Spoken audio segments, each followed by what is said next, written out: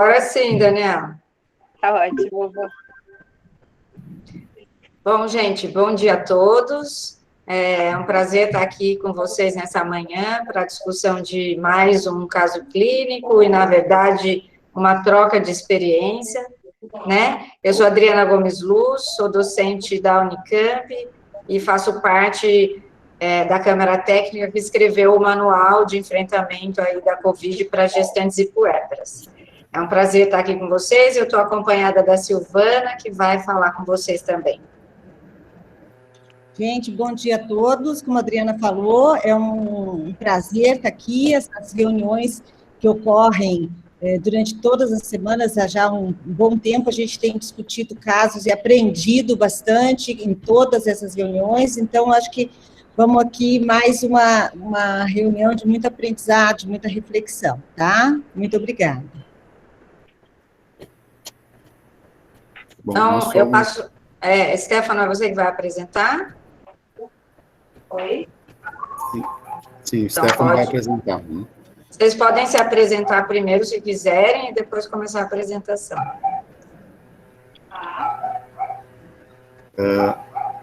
Eu sou João Bono, eu sou o coordenador, o médico da maternidade do Hospital Municipal de Novo Hamburgo. Sou rotineiro também, não faço plantão.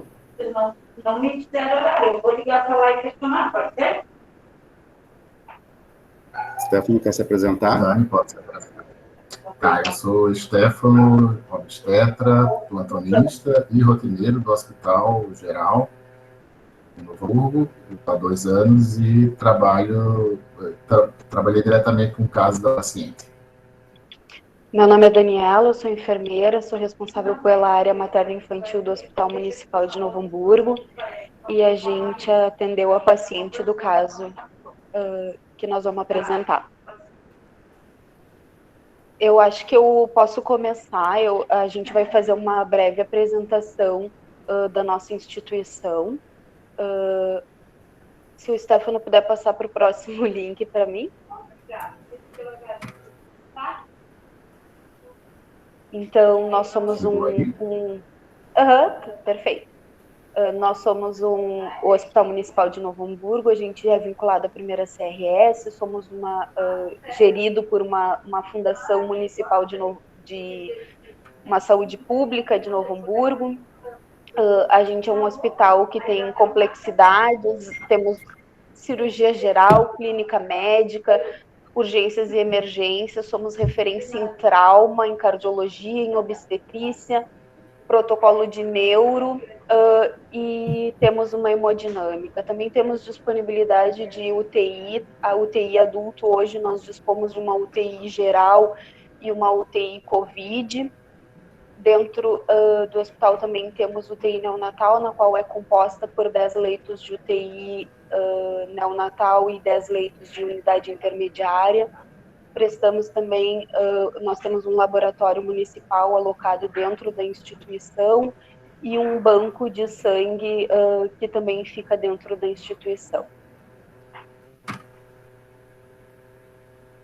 O nosso serviço de gineco-obstetrícia, ele é uma referência para 21 municípios ao redor aqui no Vale do Caí, tá? Nós temos em média de atendimento de porta, de chegada, de mais ou menos 1.500 consultas mês. Nos nossos nascimentos, em média, 250 partos entre cesáreas e parto normais, partos vaginais, sendo que a nossa média de cesariana está em 53%. Nós compomos, a nossa maternidade é composta por 15 leitos de internação. O nosso centro obstétrico dispõe de 6 leitos. Destes leitos da maternidade, 2 deles são leitos de alto risco, e nós temos, em decorrência do nosso grande fluxo, uma retaguarda dentro da instituição para casos de internação clínica ou obstétrica que seja de uma pielonefrite, uma coisa mais tranquila. Nós também temos MAP dentro do centro obstétrico e ecografias por turnos pré-determinados. Frente a toda a pandemia, a gente teve que criar um fluxograma para paciente que estava entrando. A gente começou a sentir que estava entrando pacientes e que necessitavam tanto de isolamento como de cuidados especiais. Porque num primeiro momento as mulheres gestantes, elas não foram vinculadas como risco, né?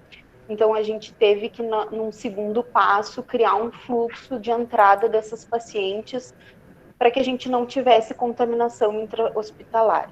Então a paciente atualmente, ela chega, ela relata estar gestante, já na recepção ela vai comunicar se ela tem sintomas ou não. Se ela tiver sintomas, vai ser fornecido máscara cirúrgica para essa paciente e comunicado ao centro obstétrico. A paciente vem ao atendimento centro obstétrico, a equipe toda foi paramentada para trabalhar com pacientes com possível suspeitas de Covid, então a equipe trabalha toda paramentada.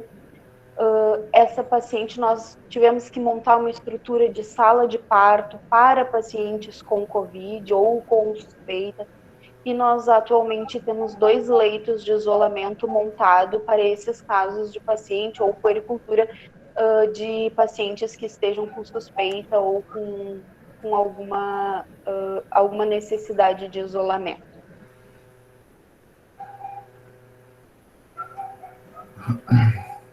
Pronto, posso seguir, Dan? Pode, claro. Beleza. Então, aqui, ainda complementando essa estrutura, uma vez que o paciente tem indicação de internação, já com Covid, fortemente suspeito ou confirmado, ele tem uma enfermaria, que não é específica da obstetrícia, é uma unidade de internação clínica, que tem leitos para pacientes com forte suspeita em uma ala e numa outra pacientes confirmados com Covid teste positivo, além do nosso UTI.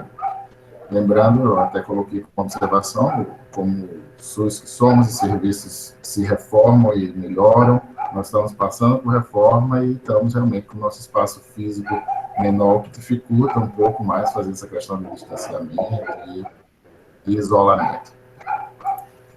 Enfim, então vamos ao caso clínico em si. Tá? A paciente KRO, 28 anos, branca, casada, auxiliar de farmácia hospitalar, e procedente do município de Estância Velha, que é um município de uma das nossas áreas de abrangência.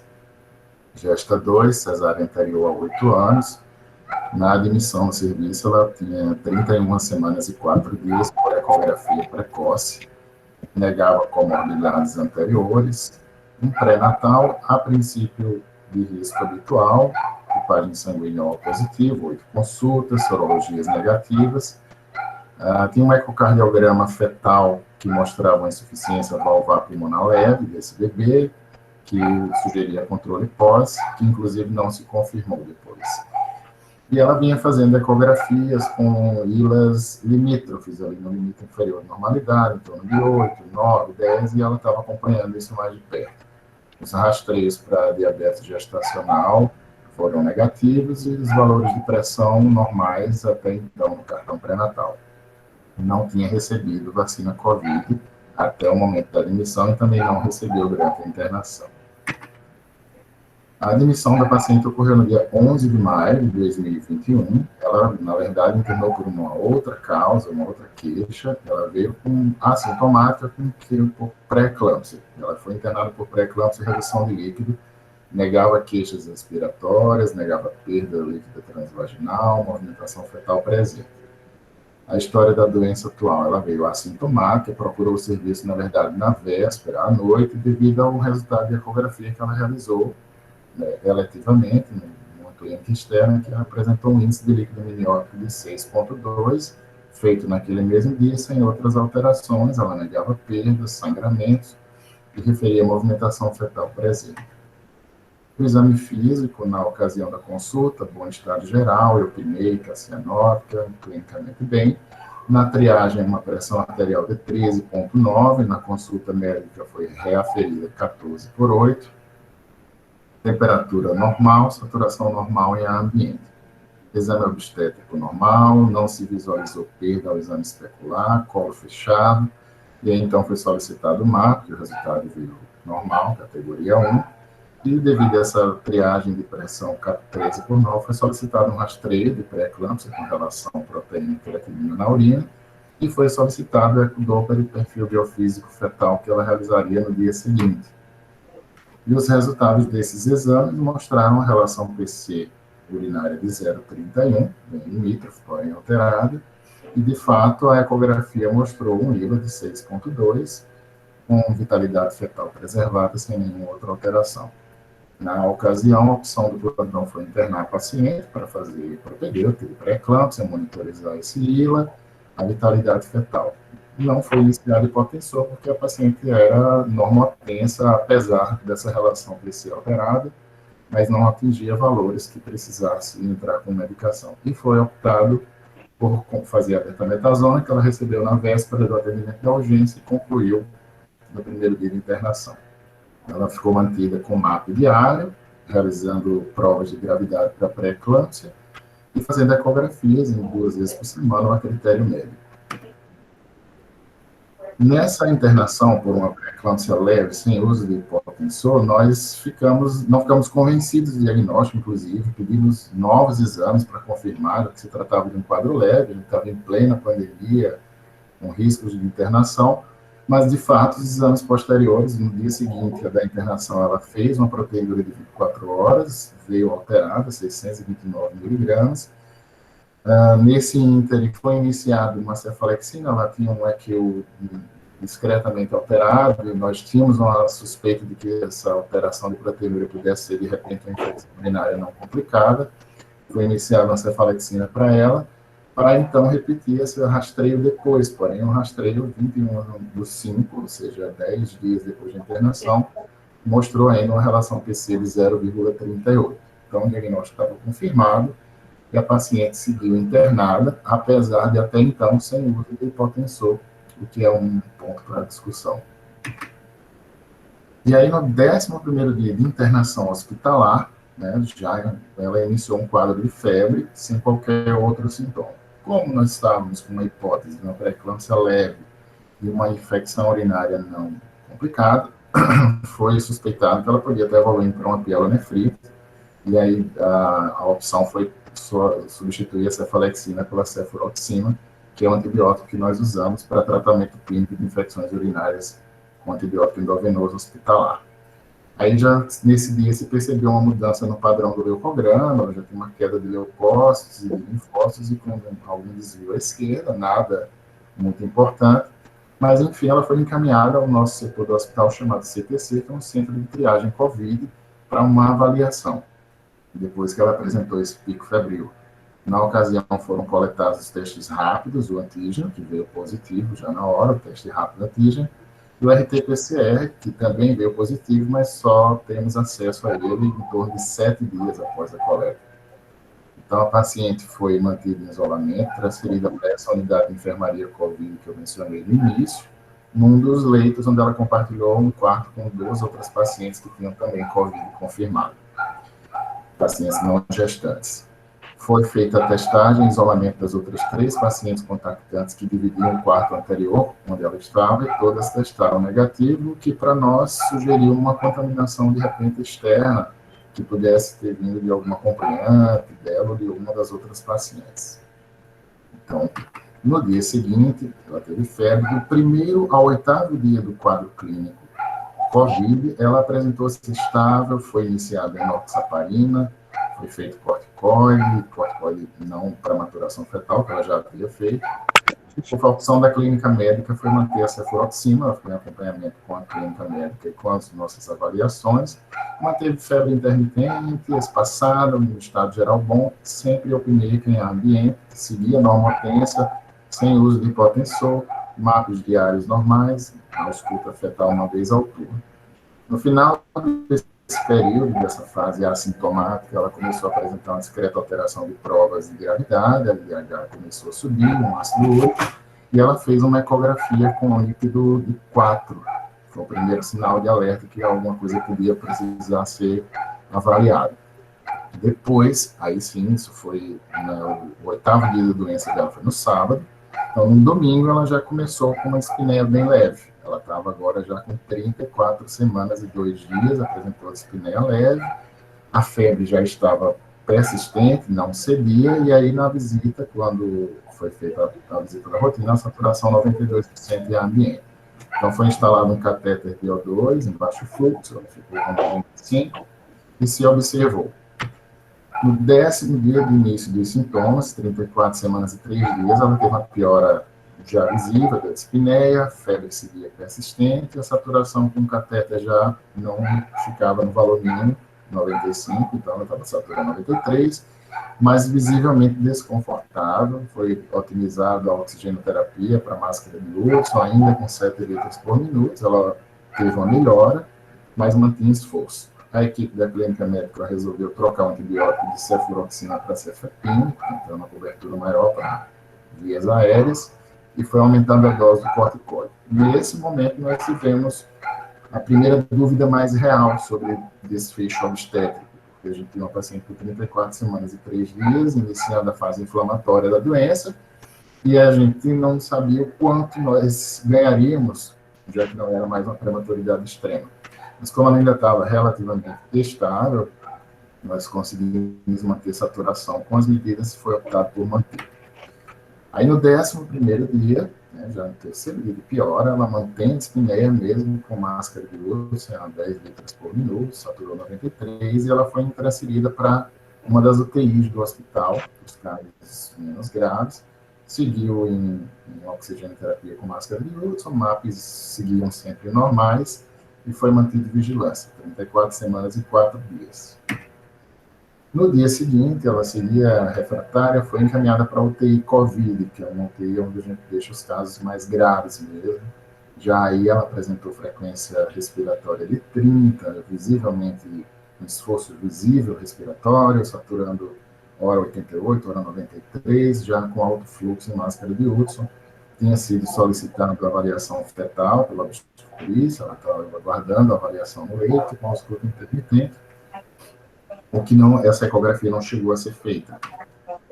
E aí, no 13º dia, na verdade, do 12º para o 13º, na madrugada, ela realmente evoluiu com uma piora importante, não tolerou mais esforço respiratório, foi entubada, e aí foi aplicado todo esse kit sedativo, midazolam, fentanil, atracuro, e fez instabilidade hemodinâmica com o uso de droga vasoativa. Aí o plantão foi acionado, logo no início da manhã, e nós indicamos a cesariana, realmente ela saturava 83 com alto fluxo de oxigênio. A cesariana foi realizada no bloco cirúrgico, que no nosso caso é muito próximo da UTI onde ela estava, então para nós era mais cômodo levar ao bloco e fazer, do que fazer a cesariana na UTI. O RN realmente nasceu bem sedado, com APGA 125, ela recupera depois, a gente vai ver, que nasceu com peso bom, 2,142 kg, foi entubada em sala, na sala cirúrgica, a RN foi encaminhada à UTI neonatal. E a paciente volta para a recuperação já na UTI, e ela começou o primeiro ciclo de pronação.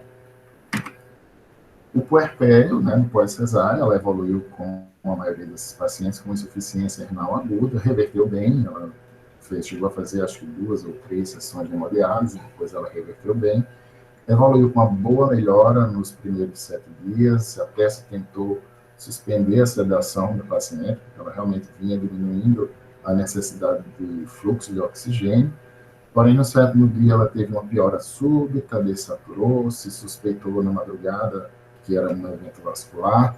Na manhã seguinte ela fez uma angiotomografia que foi negativa para tromboembolismo pulmonar, mas mostrou realmente um comprometimento pulmonar extenso, e a suspeita ficou se ela não estaria fazendo um quadro de neossepsia, porque ela também instabilizou, precisou voltar na noradrenalina que ela já havia suspendido.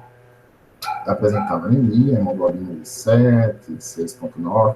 Nesse íntere do puerpério todo, ela chegou a transfundir 2 vezes, mas não se exteriorizou o sangramento. As hemoculturas foram negativas e um dos aspirados traqueais, que era mucopurulento, ele apresentou positividade para a estenotrofomona. Depois de múltiplos ciclos dessa piora, ela teve melhoras muito discretas, foram múltiplos ciclos de pronações, supinações, tolera, volta, reescalonado antibiótico, carbapenêmicos, depois cobertura para fungo, mas aconteceu que ao longo da terceira semana, a paciente realmente tinha já uma refratariedade às medidas de pronação, não tolerava, evoluiu para óbito, no 27º dia pós-parto.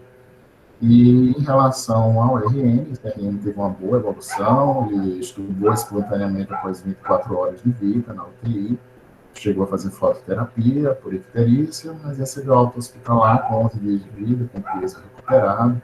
Ele foi testado com 48 horas de vida e a alteração valvar do ecocardio não se confirmou na ecocardiografia feita após o nascimento.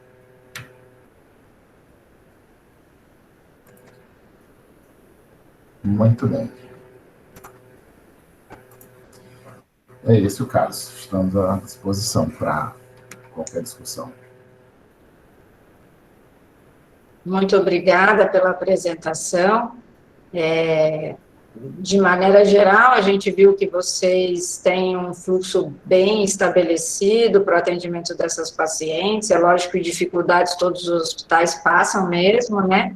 E a gente tem que se adaptar a essas dificuldades e tentar dar essa assistência da melhor maneira. E, sem dúvida nenhuma, vocês seguiram todo o protocolo, mas tem algumas coisas que dá para a gente discutir em relação ao caso.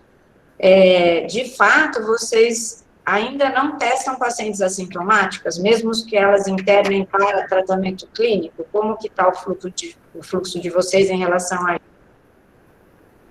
Vou responder em linhas gerais, Daniela pode tirar mais alguma dúvida, mas nós não temos. Aqui, a cidade, no nossa região, ela não consegue fazer a testagem universal de todas que entram, as assintomáticas.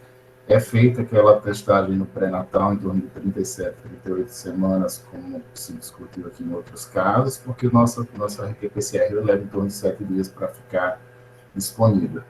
Mas a gente só testa de rotina as pacientes sintomáticas ou com histórico de contato positivo, com pessoas sabidamente positivas. A testagem universal das assintomáticas que internam para resolução ou para internação no serviço, nós não temos essa disponibilidade. Se Dani quiser acrescentar aí alguma outra observação.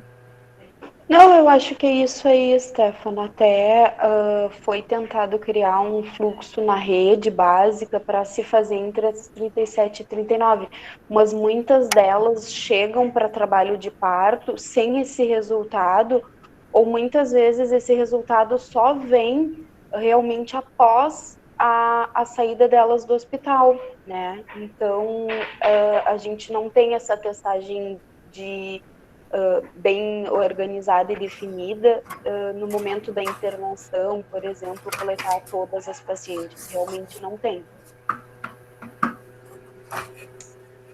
Não, a gente pergunta isso porque dá uma certa dúvida se essa paciente já não estava positiva, assintomática, quando ela deu entrada no serviço, visto que as companheiras de quarto dela testaram negativa.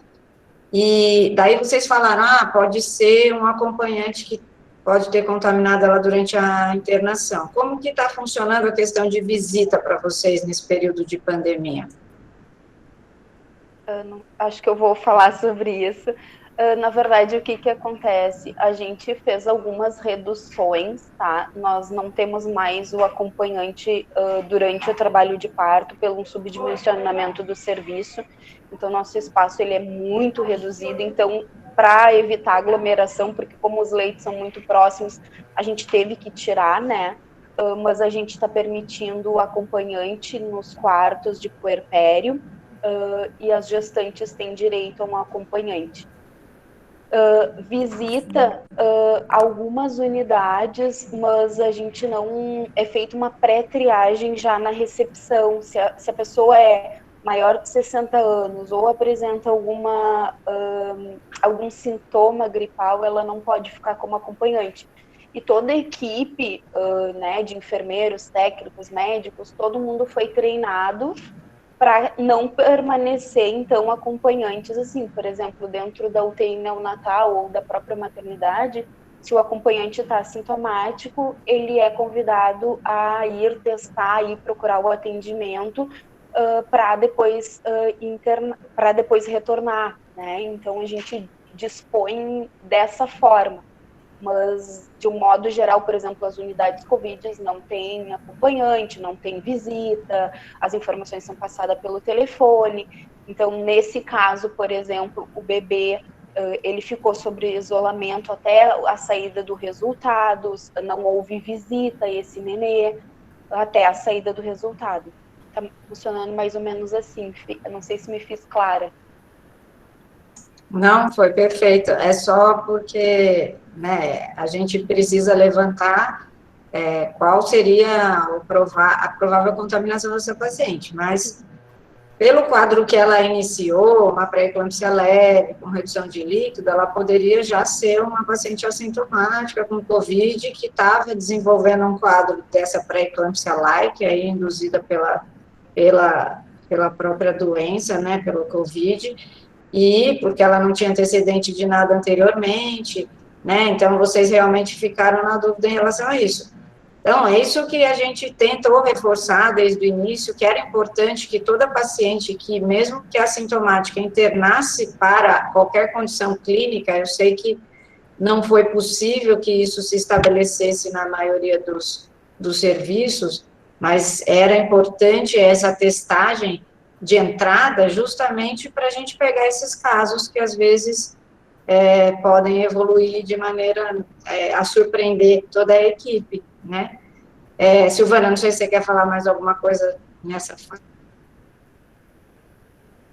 Não, eu também eu acho que o serviço é bem organizado, bem estruturado, a apresentação do caso está tranquila, né? Em relação a essa pergunta da Adriana, a gente sabe as dificuldades, a gente discute o caso do Oiapoque ao Chuí, como eu falo, então a gente sabe das dificuldades do serviço, mesmo nós que temos um serviço grande, também temos dificuldades, né? Às vezes o teste falta, embora a gente tenha o resultado rápido. Eu só fiquei preocupada com uma coisa, porque visto que vocês não conseguem fazer a testagem, e visto que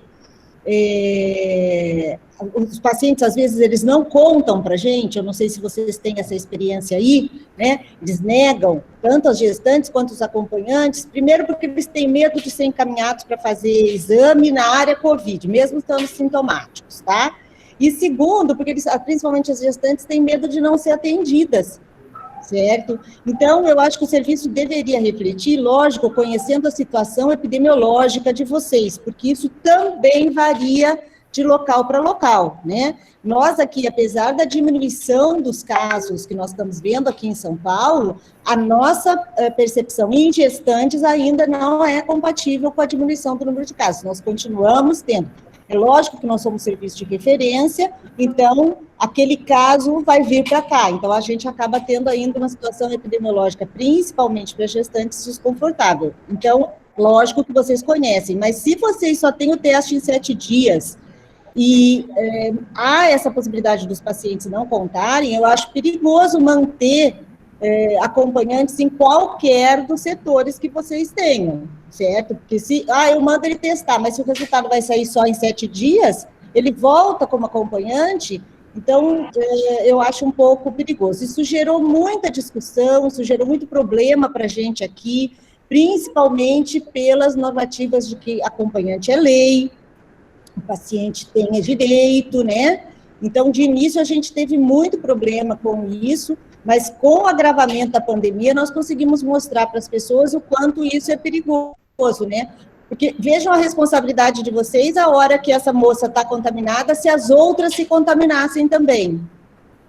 Né? Então, isso daqui a pouco vai começar, né? Nós tivemos uma que depois que ela provavelmente chegou contaminada, e depois ela dizia, não, eu peguei isso aqui, eu vim para cá, não tinha nada, certo? É esse hospital que é Covid, tá? Então, a gente precisa tomar esse cuidado. Foi a única coisa que eu fiquei um pouco preocupada nesse fluxo. Se vocês não têm como fazer de todo mundo, se vocês demoram esse tempo, né, A gente aqui tem 24 horas o exame, então é mais tranquilo para nós, certo? Mas se vocês não conseguem, isso muitas vezes não depende da gente, né? Certo? Aí eu acho que talvez o acompanhante precisa ter aí um patrulhamento um pouco diferente, tá? Essa é a minha sugestão. Claro que aí vocês vão conhecer a situação epidemiológica e a condição de vocês aí, tá? Na experiência, na vivência de vocês clínica, esse início de febre, no 11º dia, ele não fecha como período de incubação intra-hospitalar, que essa paciente supostamente pegou, ou não dá para afirmar isso?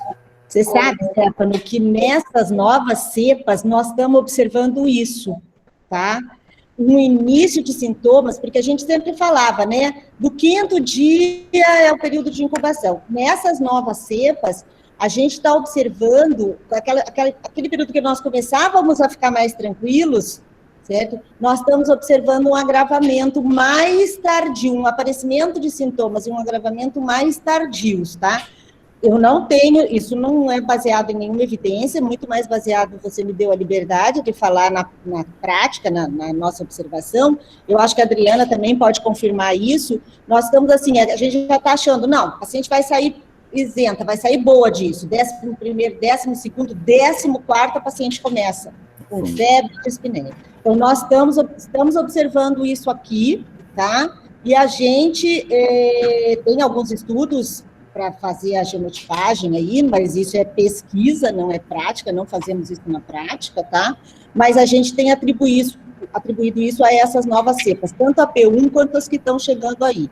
Um pouco diferente esse período de incubação nesse momento que a gente está vendo. E uma coisa que a gente tem observado, que vocês mostram nessa paciente também, é esse agravamento, né? Certo? A paciente começa e aí parece que nada mais trava o agravamento do quadro. Então, isso a gente tem observado.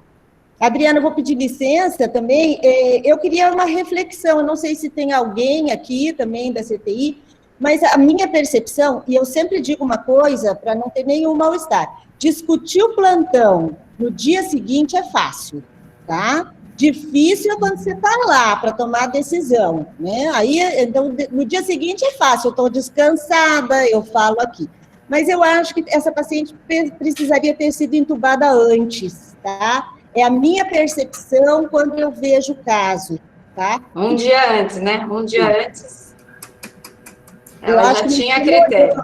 Para entubar essa paciente, tá? Em relação ao desfecho, vocês acham também, nós ficamos muito, eu sei que é a pergunta que não quer calar, nós ficamos muito, muito intrigados, inquietos, ela já tinha um IL-4, era um bebê amadurecido, com corticoide, com 2 quilos, foi para a UTI, já deveria ter resolvido, eu sei que a gente está aprendendo com o jogo andando, mas foi muito angustiante, porque por coincidência eu fiz a rotina dos 3 dias que ela piorou, então eu cheguei conversando com ela em ambiente, e no outro dia ela já estava mais cansada, no outro ela já veio do banheiro, e no 4º dia ela estava entubada, e eu estava operando ela assim, já mórbida, bem grave. Assim, podíamos ter tirado, no que isso mudaria? O bebê evoluiu bem, ótimo, tudo bem, nós não nos perdoaremos se esse bebê talvez tivesse um desfecho ruim. Mas eu não sei se essa atividade inflamatória tão rápida, tão grave, tão abrupta, se isso ia mudar o fato de ter feito uma cesariana 1 ou 2 dias antes. Não sei na experiência de vocês. Não, eu não teria indicado antes também, tá? Eu acho que a criança estava bem, ela tinha um sinal de sofrimento crônico pelo líquido amniótico, mas todas as provas de função de atividade, vitalidade agudas estavam boas todo o tempo que vocês relatam. Aqui no serviço a gente teria esperado também. Quando dá 34 semanas, a gente fica muito dono da situação e fala, vamos resolver. Mas assim, na realidade, aqui no serviço, essa paciente não teria nem internado para controle de pré-eclâmpsia aqui, tá? Nós não teríamos internado. Mesmo porque, se a gente for internar toda a pré-eclâmpsia leve, a gente não dá conta do serviço, tá? E eu vi que vocês fazem milagre, porque vocês têm 6 leitos para atender 21 municípios.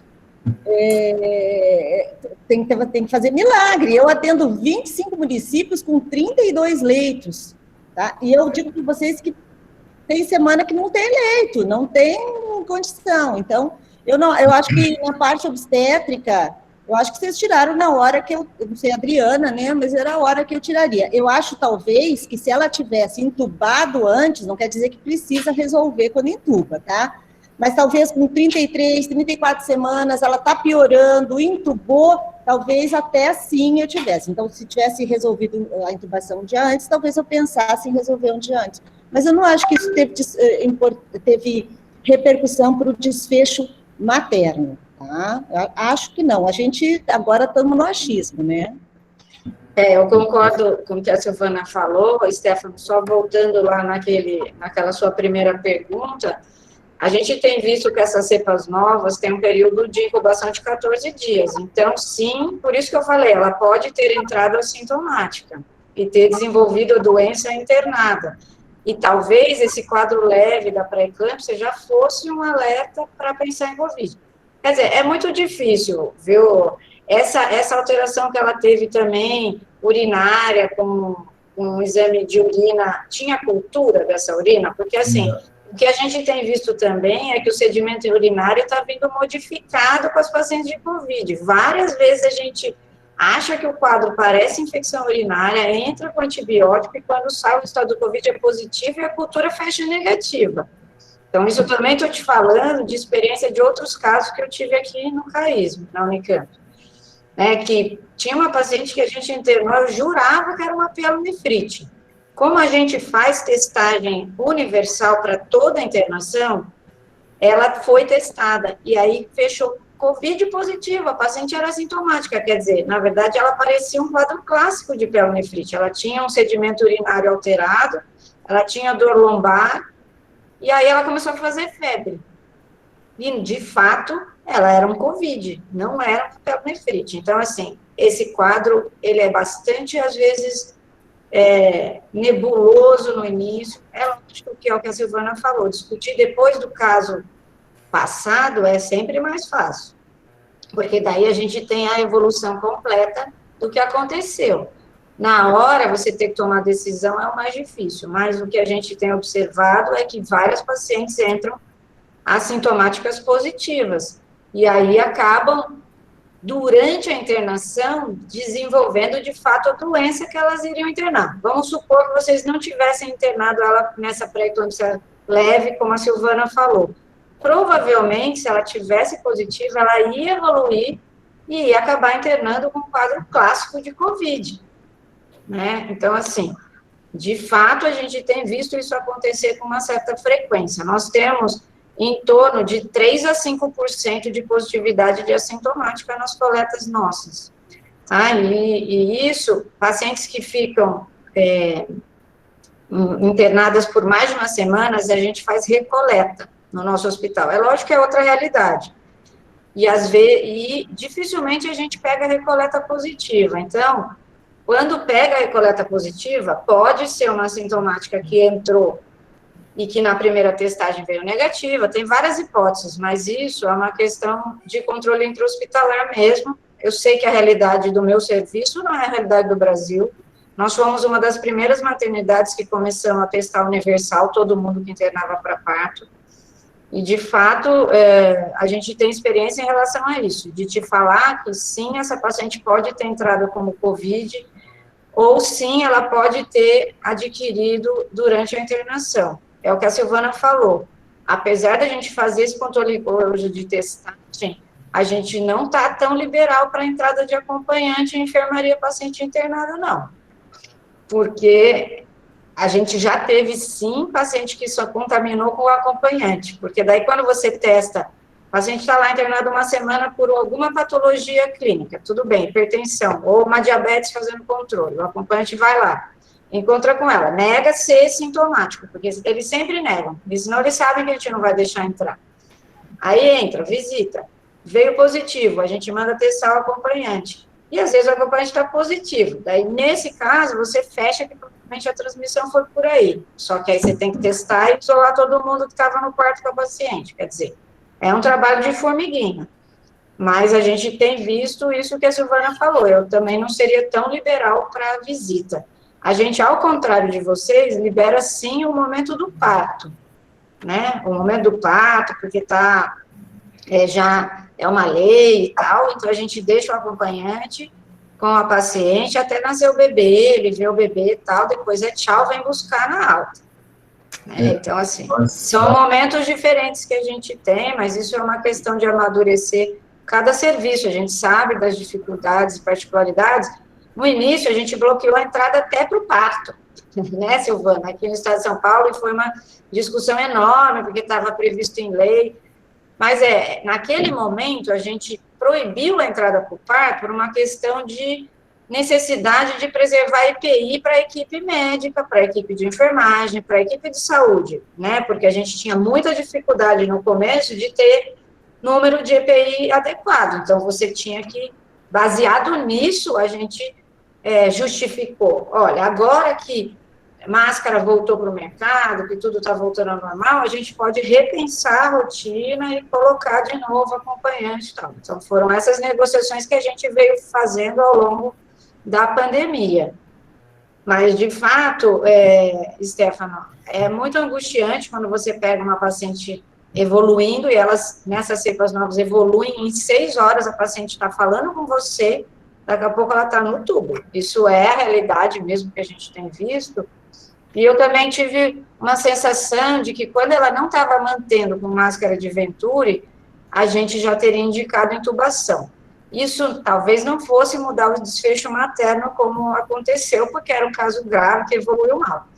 Mas a gente sabe que você atrasar nesse momento da intubação, você complica essa melhora também, porque a paciente faz mais fadiga muscular, ela acopla de maneira pior no respirador, precisa de droga vasoativa, ela não estava precisando um dia antes, mas como agravou um pouco mais, na hora que você intubou, você já teve que manejar diferente, então isso às vezes acaba comprometendo aquela decisão naquele momento. A gente, como a Silvana falou, tem tranquilidade quando a gente chega nas 34 semanas, de uma tranquilidade maior em indicar a resolução para os casos graves. Lembrando também que um feto de 34 semanas, ele começa a competir mais com a mãe na oferta de oxigênio. Então, é por isso que a gente não retarda tanto a resolução nesse momento, porque sim, ele é um competidor do oxigênio. Os fetos menores não vão ter tanta demanda em relação à mãe e não competem tanto. Então, daí sim, a gente tenta ser um pouco mais conservador. Então, em relação, complementando, o esposo dessa paciente era quem a visitava, foi testado, depois que ela teve o diagnóstico confirmado, foi negativo. E nós permitimos apenas realmente a entrada do pai no período possível na sala de parto. Eles ficam ali fora, ouvindo ali, chegou pertinho, eles entram. Na cesárea, como bloco, também ele é um bloco compartilhado, então tem paciente COVID, tem paciente geral. Nas cesarianas eles não estão entrando, mas aí no puerpério realmente ficam, e é aquela confusão, a gente passa, chega, está todo mundo sem máscara, volta todo mundo em máscara, tira, é aquela função mesmo, igual a todo lugar. E eu queria só fazer uma reflexão, nós ficamos muito questionando esse tópico da pré-eclâmpsia leve e internação hospitalar, né? O doutor João também, se quiser complementar, está no serviço aí há mais tempo. Nós fazemos a opção de internar por 2 motivos. O primeiro, existe uma recomendação de um guideline do livro do Rotinas, de clínica, do Hospital de Clínicas aqui, que é um hospital de referência para nós, e basicamente todo mundo segue, em linhas gerais, esse protocolo.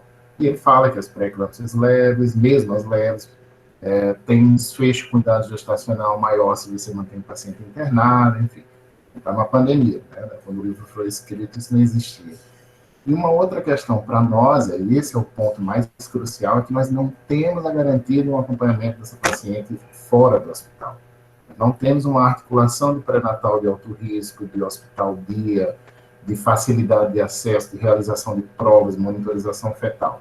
Então, é muito angustiante, porque eu também faço plantão, de você liberar essa paciente, você quase que adota, vem na outra semana comigo, vem na outra semana.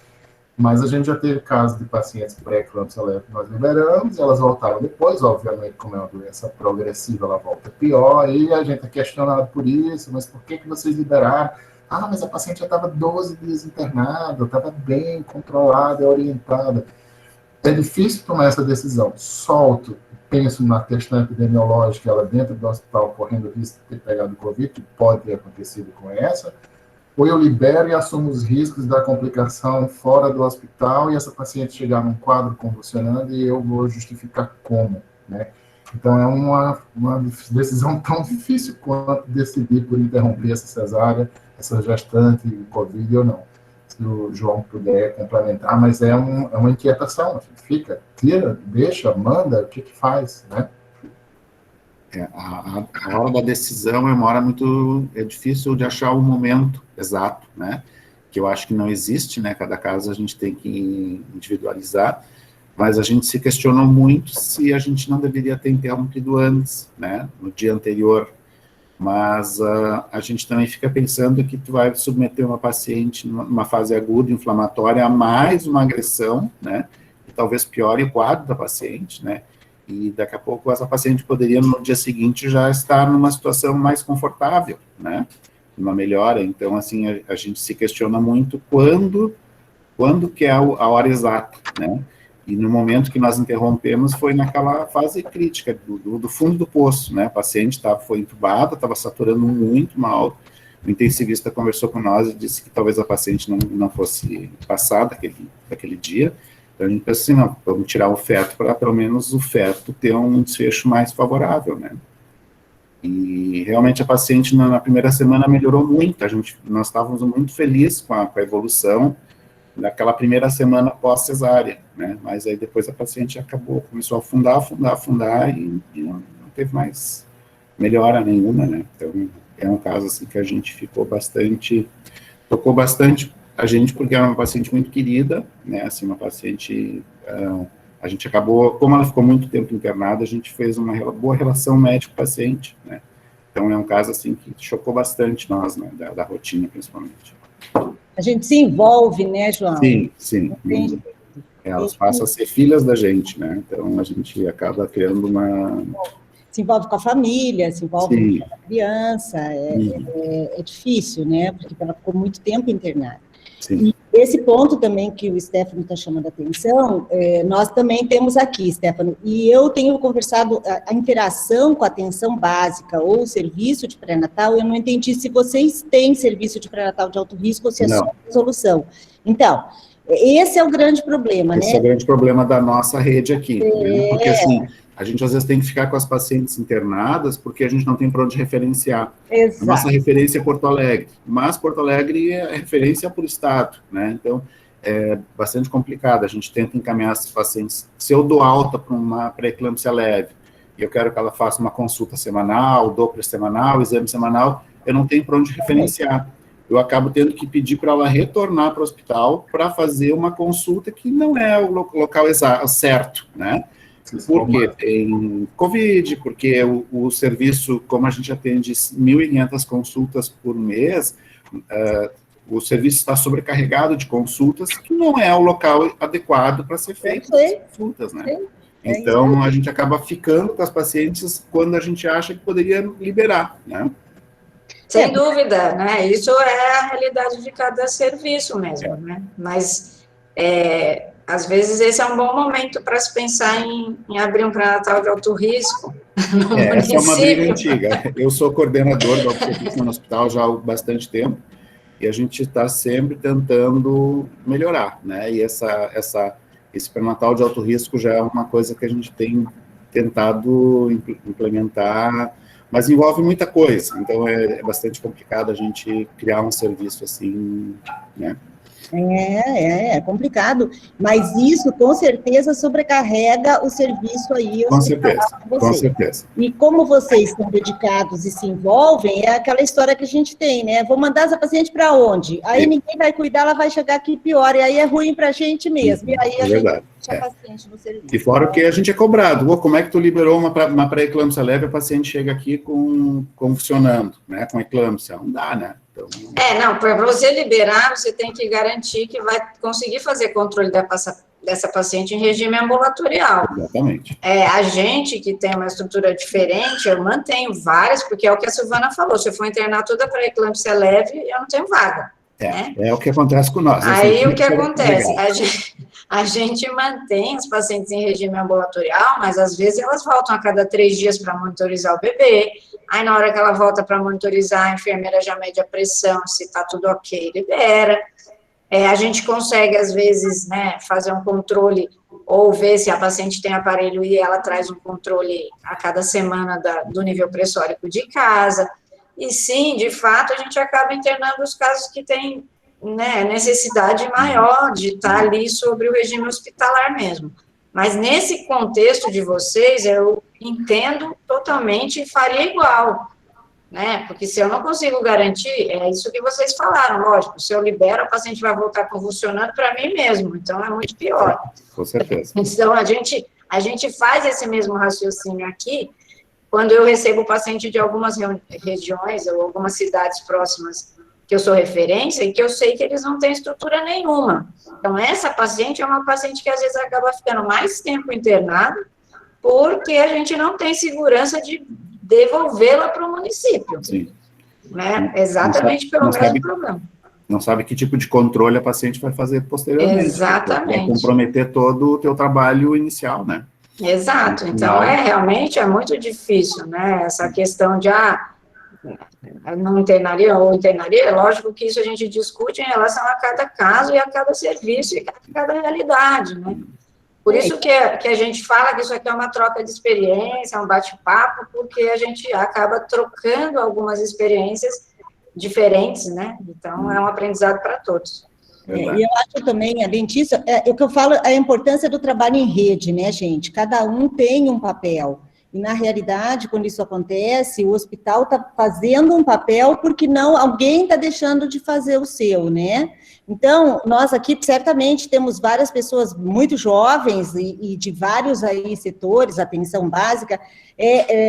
Eu falo que essa pandemia trouxe tanta coisa ruim, mas ela tem que trazer alguma coisa boa, né? E talvez seja o momento de refletir sobre essa rede, né, de atenção à saúde, sobre várias coisas. Eu acho que a interação, que eu não sei a experiência do serviço, mas a nossa interação com o pessoal da UTI, né, das unidades, foi um grande ganho para nós aqui no hospital, né? Porque, não, vai para a UTI, ponto, né? Certo? Acabou. Hoje, a gente discute o caso com o colega da UTI. Claro que eles sabem infinitamente mais que a gente, de jeito nenhum, né? É isso, mas a gente trouxe uma contribuição para eles e eles muita contribuição para a gente, porque o Covid foi novo para todo mundo, né? Era diferente de internar uma sepse, era diferente de internar um outro caso na UTI, que a gente estava muito diferente. Hoje não, o obstetra ele tem que ter um conhecimento básico disso. Então, não vale a pena, mas tudo bem, vamos aproveitar os ganhos que a gente teve. E essas reuniões que nós temos feito, eu não tenho conseguido participar das outras reuniões, mas nós temos feito reunião com os gestores de saúde. A Adriana tem participado mais que eu, inclusive levando esses dados das reuniões que vocês passam para a gente.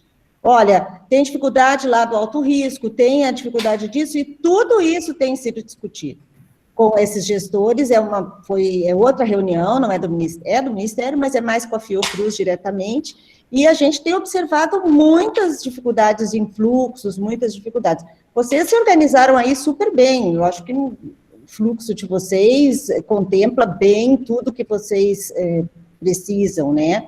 As dificuldades que vocês têm não dependem de vocês, o exame sair em 7 dias não é uma coisa que vocês têm um poder de modificar, né? Vocês podem até solicitar, mas depende muito mais do gestor do que de vocês. Então, essas coisas, elas têm que chegar aos gestores maiores, né? A gente tem tentado, na reunião com os gestores, que eu participei 2 vezes, né, de diferentes estados, de passar justamente essas questões. Olha, na sua região, porque a gente aí mostra também para os gestores quais são as demandas que todas essas reuniões passam para a gente, em questão de priorizar a vaga de UTI para gestante, e de priorizar kit para realização de exame, etc. E também a gente mostra em visão geral para os gestores como está a situação de cada região, em relação à mortalidade, em relação à internação com intubação. A gente usa muito o observatório obstétrico COVID, né, que você consegue ver os dados do seu município, você consegue ver os dados do seu estado, a gente compara, a Karen está colocando aí no chat o link do observatório, você consegue comparar o seu estado com o outro, entendeu? Então, quando a gente faz a reunião com os gestores, a gente apresenta os dados Brasil, apresenta os dados da região de vocês, para cada estado que a gente faz a reunião. Às vezes, eles se surpreendem bastante com esses resultados, eles achavam que estava diferente. E também tem um certo delay na informação, né, porque esse observatório, ele puxa o dado do CIVEP Gripe, e a gente sabe que se o dado não for alimentado de maneira adequada, ele também não vai chegar para a gente de maneira adequada, né, sempre tem um atraso ou mudanças depois diagnósticas. Mas é muito importante vocês saberem que a gente também está lutando a nível de gestão para que as coisas melhorem para todo mundo, porque a intenção desse grupo sempre foi a redução da morte materna, independente do Covid, que na verdade agora é o nosso foco, mas que isso se mantenha para as outras doenças que matam tanto as mulheres, sepse, hipertensão e hemorragia, que a gente tem que reduzir a nossa razão de morte materna no Brasil, independente do Covid, né? A gente sabe que esse ano os números vão ficar fora do normal por causa do Covid, né? Mas a gente precisa manter essa luta para todo o resto, né, que é o que a gente fala, o que o Covid trouxe de bom? Trouxe muita coisa ruim, né, mas de bom ele trouxe essa proximidade que a gente teve com as equipes gestoras, com as equipes médicas de diferentes estados, essa proximidade de discutir a particularidade de cada local, né, é muito diferente o que acontece com vocês, o que acontece com a gente.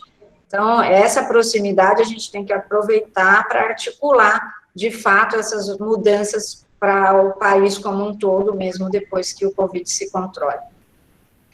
Eu quero também, nós estamos terminando aqui o nosso tempo, eu quero também chamar a atenção de todo mundo que está aqui em relação à vacinação das gestantes, tá? Eu acho que não é possível, né, os colegas, o pessoal da enfermagem, serviço social, todos nós que estamos vivendo esse momento tão tenso, não nos inserirmos nessa luta para essas mulheres receberem a vacina, tá? Então, recomendem a vacina. A gente tem muita gestante com medo, certo, de tomar vacina, e a gente tem muito colega da saúde com medo de indicar a vacina, certo? Então, é nosso papel, é nossa função orientar, é nossa função falar sobre isso, certo? Não só a vacina Covid, a vacina da gripe, está extremo. Nunca o Brasil teve uma taxa de cobertura vacinal em gestante tão baixa na influenza, nunca, certo? Nem quando nós começamos. As pessoas, as gestantes, elas não estão indo vacinar, então isso é importante. E o nosso grupo, ele tem uma outra briga, que além de vacinar, São Paulo, nós fizemos, através da sociedade, que é a SOGESP, nós fizemos várias lives para a população de gestantes, não para médicos. Vários médicos participaram, onde nós tirávamos as dúvidas, elas iam perguntando e a gente tirava as dúvidas. Então, a gente conseguiu subir de 13% para mais de 50% a cobertura vacinal em gestante, tá? Mas ainda é baixa, nós temos que ter 70%, certo? Então, nós estamos fazendo cartilha, conversamos com os colegas, tá? Isso é muito importante. E a nossa luta agora é fazer a vacina para as pessoas com menos de 18 anos, as gestantes com menos de 18 anos. Ontem a Pfizer foi aprovada pela Anvisa para as pessoas não grávidas de 12 a 18 anos. A gente espera que, já que se liberou para não grávida, em breve também libere para as grávidas. Nós temos muitas grávidas adolescentes no nosso país, certo? E a nossa outra briga é ganhar a vacina, a segunda dose, para aquelas gestantes que receberam a primeira da AstraZeneca, tá? Essas mulheres, o PNI orientou que elas só devem receber por 45 dias do pós-parto. É muito tempo para ela ficar exposta, e apesar de uma dose trazer uma proteção, ninguém conhece a duração dessa proteção. Então, essa é a nossa outra solicitação, e aí tem que ser por estado, porque o PMI recomendou que é só 45 dias. Rio de Janeiro já liberou, e tem outro, acho que Mato Grosso já liberou a segunda dose Pfizer ou Coronavac para as gestantes que receberam a primeira da AstraZeneca, tá? Então, eu chamo vocês para essa briga, para essa luta de falar sobre vacina, esclarecer as gestantes, esclarecer os colegas, porque nós não temos outra forma de vencer essa pandemia sem ser a vacina para a maioria, mais de 70% da nossa população, ok? Sem dúvida, isso que a Silvana falou é muito importante, né, e de fato a gente, com essas lives, a gente fez 7 dias de live, né, Silvana, se eu não me engano, e isso deixou a população de gestantes mais tranquila na decisão de tomar ou não vacina. Então, a gente recomenda ações desse nível para isso, tá bom? Gente, alguém quer fazer alguma consideração? Eu vou só precisar atender uma ligação aqui rapidinho, mas o Paulo quer falar. Paulo. Meu áudio está muito aqui, eu acho que estou com uma falha no sinal, não sei se conseguem me ouvir. Sim, estamos te ouvindo. Não, na verdade eu trabalho na gestão estadual, aqui na saúde da mulher, né, e eu tive que sair para uma sala de parto, voltei agora e perdi uma parte da intervenção.